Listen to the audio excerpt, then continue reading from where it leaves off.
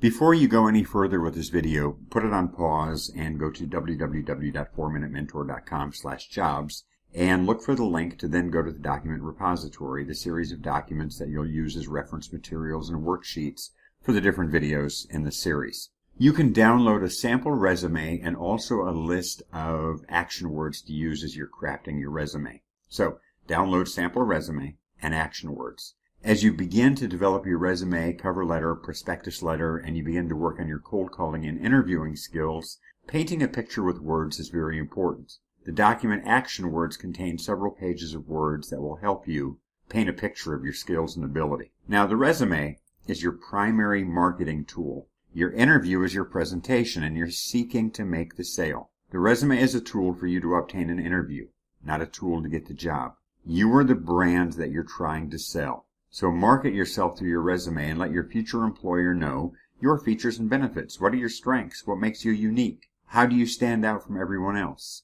Strive to be clear and concise. The purpose of your resume is to generate enough interest so an employer will contact you for an interview. Then, use the interview to provide a more detailed explanation of your accomplishments and to land a job offer. Your resume is an example of your communication style and organizational skills. Employers appreciate a well-prepared resume, and they're going to use this as a gauge to determine the type of employee you'll be. Conversely, a sloppily produced resume is a terrific way to have you removed from the process. In the body of your resume, be concise. Use bullets with short sentences. A resume is typically read inside of 30 to 60 seconds, so make it easy to read. Use action words. Indicate to the hiring manager that you're going to add to the organization. Show how you will add profit, revenue, productivity, and whether you're in sales, operations, production, front office, clerical, or facilities, there are ways that you can demonstrate this. Use numbers, dollars, and percentages, and these stand out in the body of a resume and indicate quantifiable measurements. I was responsible for cost containment in my department, resulting in $250,000 in savings.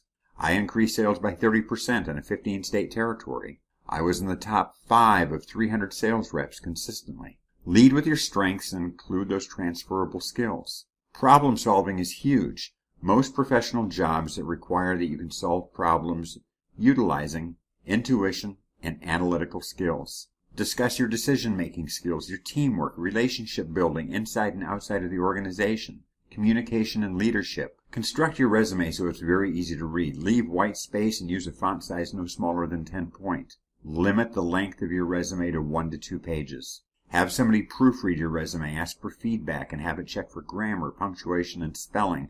Don't just rely on spell check. Make sure that the resume is interesting and does not lead the reader to say, "So what?" All in all, be brief. Pick your strengths and achievements and highlight those so you can achieve your single objective at this point, the interview. A resume is a 1 to 2 page brief summary of your skills, your experience, and your education, and it should include your name and address. Record your full name and your main home address. Provide a phone number where you can be reached at all times with an area code.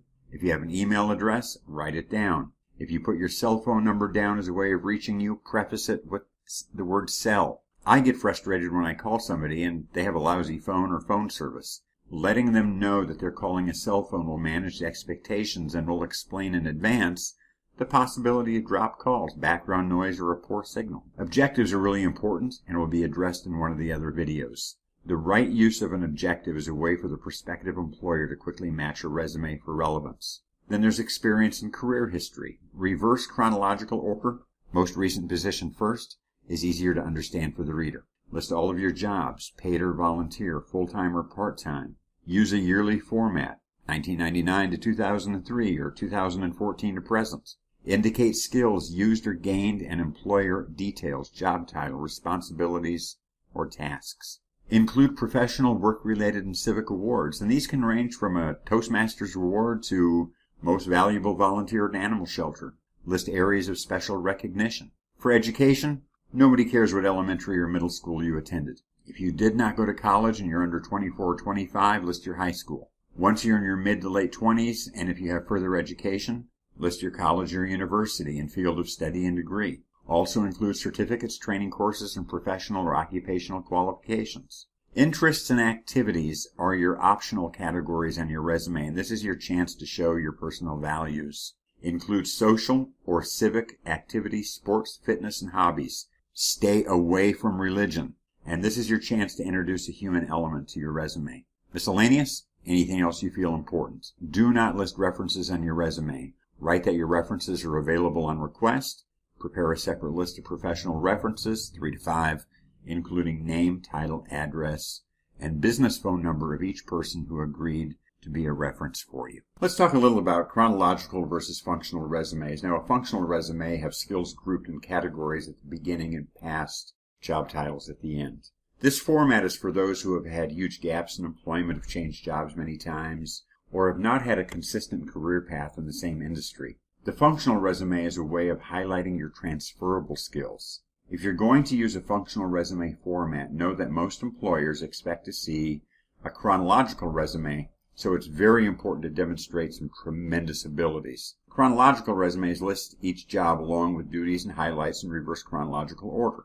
When organizing a chronological resume, you outline sections of your experience, your education, and skills to communicate what you have accomplished. So be sure to avoid some typical resume mistakes. First, always have dates. List your features and benefits. Never list the reasons you left your job. Never mention something that would cause an eyebrow to be raised, like a lawsuit, sexual harassment, workers' compensation claim, or being fired without cause. Do not include personal information. Don't mention your age, your race, your creed, or gender. Your resume should not be more than 2 pages, preferably 1. Looks count.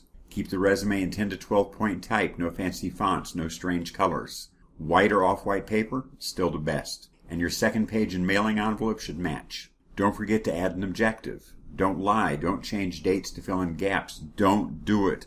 It's extremely easy for people to uncover. Many of the larger employers are using resume scanning as a method of storing and searching resumes.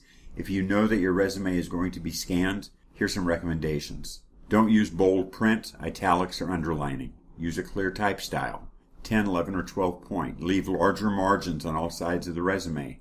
1 inch is good. Only use white or very light ivory paper. And be sure to center your name, address, and telephone at the top.